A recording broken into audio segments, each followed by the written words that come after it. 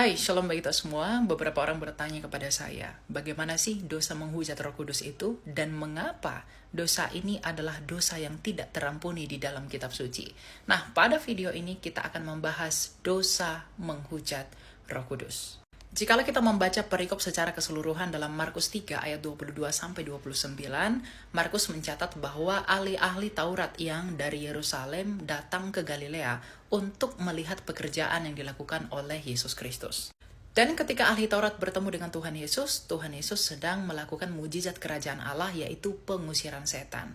Nah, orang-orang ahli Taurat yang melihat Tuhan Yesus melakukan mujizat ini memberikan kesimpulan aneh akan peristiwa itu dengan berkata bahwa Yesus sedang kerasukan Belzebul dan menuduh bahwa Yesus mengusir setan menggunakan penghulu setan. Dan hal itulah yang membuat Tuhan Yesus mengeluarkan pernyataan bahwa dosa hujat terhadap Roh Kudus tidak akan terampuni baik di dunia ini dan juga di dunia yang akan datang. Lalu, apa itu menghujat Roh Kudus dan seperti apa tindakannya?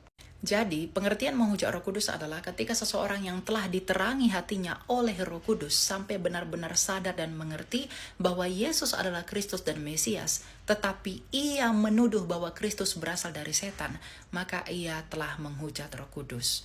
Sama seperti ahli Taurat yang hatinya telah diterangi Roh Kudus melalui pekerjaan Yesus Kristus, yaitu pengusiran setan, tetapi mereka malah menuduh bahwa Yesus sedang kerasukan setan dan mengusir setan menggunakan penghulu setan. Dan ada begitu banyak orang Kristen yang merasa takut dan berpikir bahwa mungkin saja kami telah melakukan dosa hujat terhadap Roh Kudus.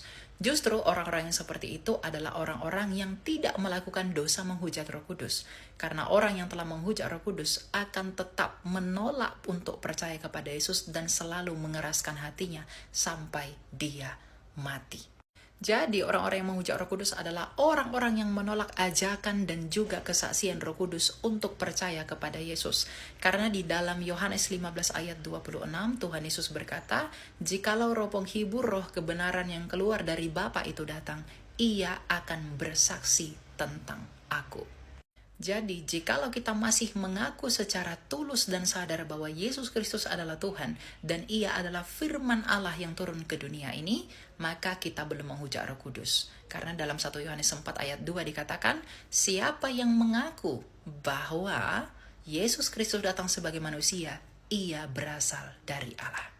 Dan buat kamu yang sudah mengerti dengan benar bahwa Yesus Kristus adalah Tuhan, jangan murtad dan jangan tunda untuk datang dan percaya kepada Dia, agar tidak terjatuh ke dalam dosa yang tidak terampuni, yaitu hujat terhadap Roh Kudus. Demikian dapat saya sampaikan, Tuhan berkati.